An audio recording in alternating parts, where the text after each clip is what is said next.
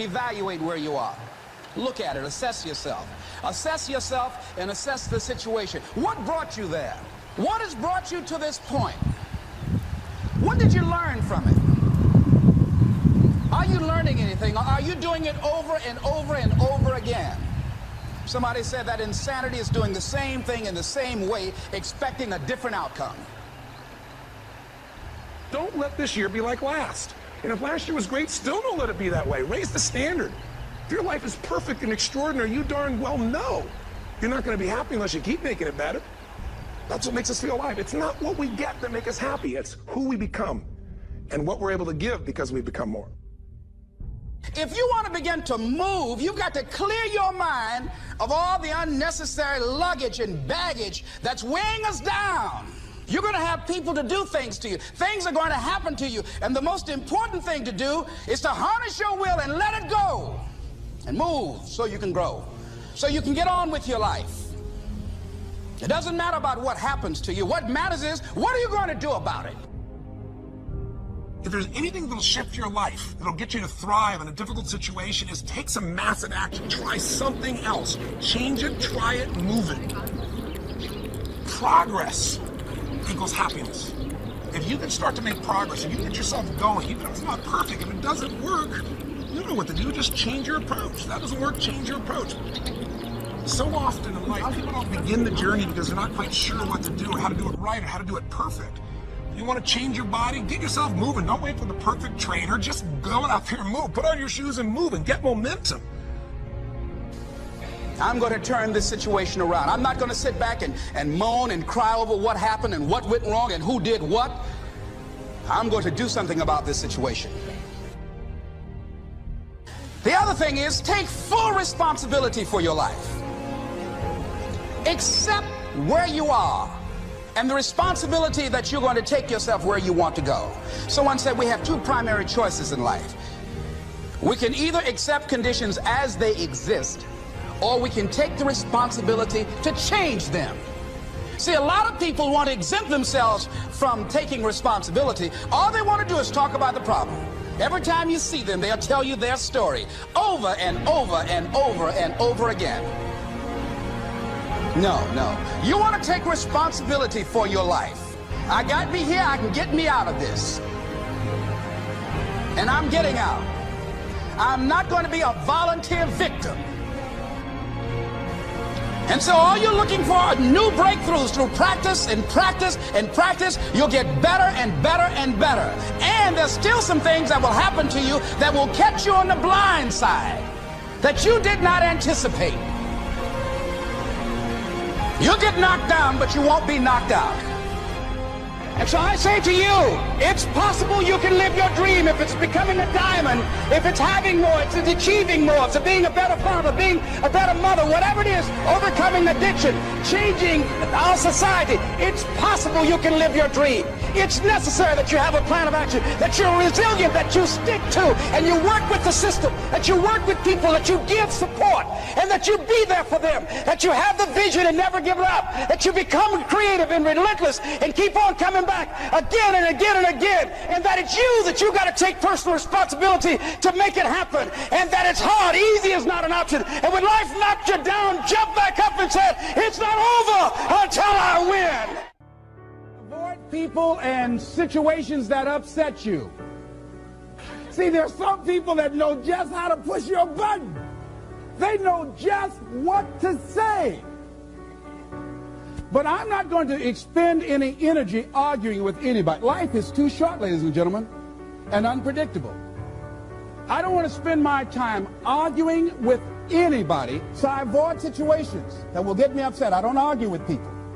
Draw the line, ladies and gentlemen. There are certain things that we just go through life just taking, and at some point, you just got to draw the line and just say enough is enough. You got to do that with yourself. One negative stroke is 16 times more powerful than a positive stroke. And if you have people around you who are not sensitive to who you are, and the people that can hurt you the most, ladies and gentlemen, are the people that you love. That you love. They're the ones that you're vulnerable to. They're the ones that can get to you. And if they're insensitive, I don't care who they are. See, if you don't draw the line with people, if you just let them run rampant in your life, and you let things happen to you that you don't feel good about, if you continue to allow it to happen, you won't feel good about yourself. Your image of yourself will erode. So you've got to draw the line. Why do people just go to a job where they're miserable, day in and day out? Why do people stay together and they're miserable, sleeping in separate rooms, or arguing, or the only thing they have in common is paying the bills? Don't talk, don't communicate, don't share anything together. Day in and day out, as short and unpredictable that life is, being mean to each other. Why do people do that? Known hells are preferable to strange heavens because it's familiar. See, life is rough, ladies and gentlemen. It's rough and it's scary. It's scary growing. It's scary taking a chance. It's scary acting on your intuition, on your guts. It's scary. It's frightening. There are people that's tolerating things right now, and they're immobilized by fear.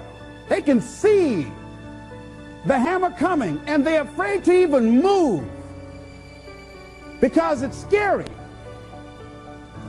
To go against the dominant thinking of your family, friends, and those people you associate with every day is perhaps the most difficult act of courage you will ever perform.